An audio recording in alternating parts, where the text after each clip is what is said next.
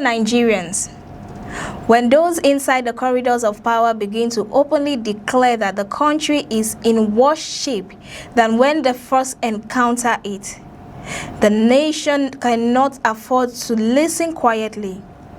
A former presidential advisor who once served at the heart of government has made a blunt assessment of the state of the nation's security.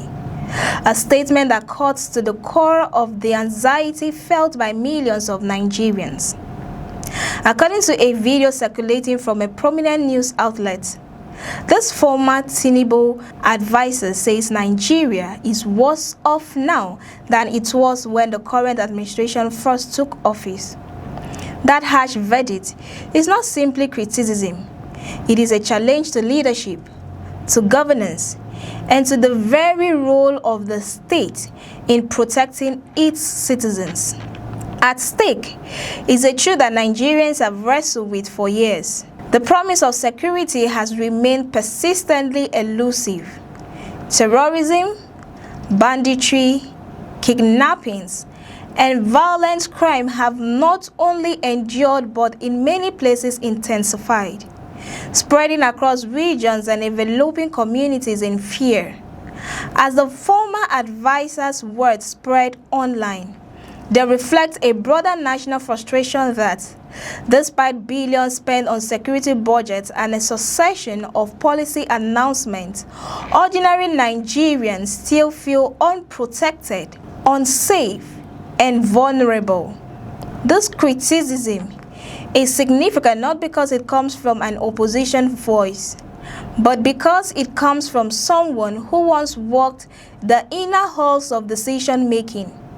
When an insider claims that the present reality is worse than the past, it forces us to confront a stark question.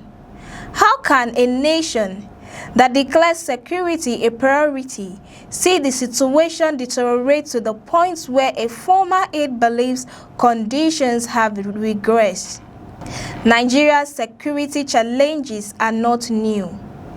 They predate the current administration and have taken the shape of ideology-driven insurgency, violent extremism, communal clashes, and prowling criminal networks. Yet, even when measured against historical challenges, many analysts now argue that the scale and complexity of insecurity have intensified, not receded, under successive governments, including the current one.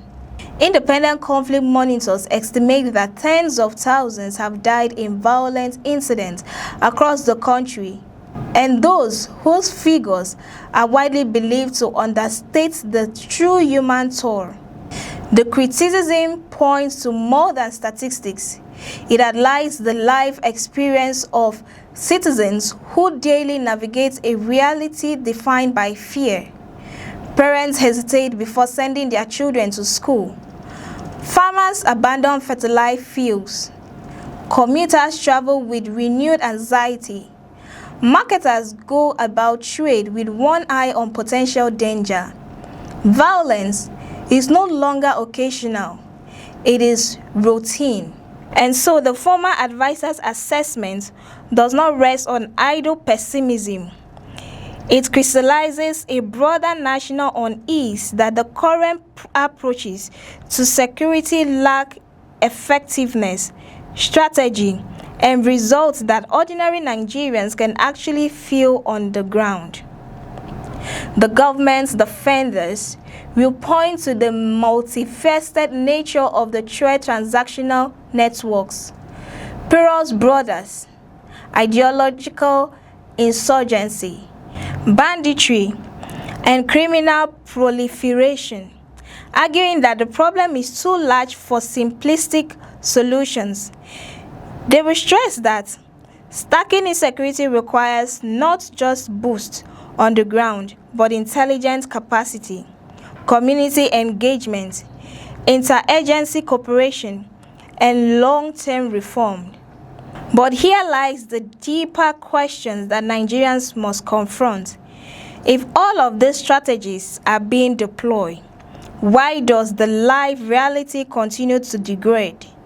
Why do Nigerians feel more insecure today than they did years ago? Why do communities that once felt anchored in relative peace now exist on the edge of desperation? And most critically, why does public confidence in the state's ability to protect its own people seem to atrophy rather than grow? These are not abstract questions. They are anchored in the daily lives of citizens who have seen relatives adopted, friends murdered, and entire communities displaced. They reflect deep structural failures that cannot be masked by official rhetoric or explanations of complexity. And this brings us to the heart of the political dimension of this critique. Security is not a technocratic issue alone. It is the foundation of legitimacy for any government. When a state fails to secure life and property, it loses not only authority but trust. When even those who once worked within government speaks openly about deterioration, it signals a profound crisis in governance and accountability. There is also an international dimension to this debate. Nigeria's security situation has attracted global attention, including from foreign governments and analysts. The United States and other partners have expressed concerns, warning that the violence could have regional ramifications. There is also an international dimension to this debate. Nigeria's security situation has attracted global attention, including from foreign governments and analysts. The United States and other partners have expressed concerns, warning that the violence could have regional ramifications. Yet, while external engagement may offer support in intelligence and logistics, it cannot replace the domestic imperative of reforming Nigeria's security architecture to deliver safety for its own citizens. Some Nigerians will argue that criticism of government performance serves only to embolden its detractors. Others will say it is a necessary reality check in a democracy that must be accountable to its people. But the truth that must be acknowledged is this: the nation's security failure is not easily dismissed, nor can it be reduced to political contentation.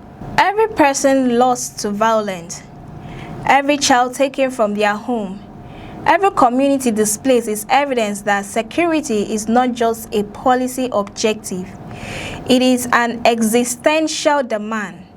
And when a former advisor publicly declares that the country is worse off now than before, it must be taken not just as mere commentary, but as a serious indictment that calls for urgent and meaningful action from the very institution entrusted with the safety of the people they serve.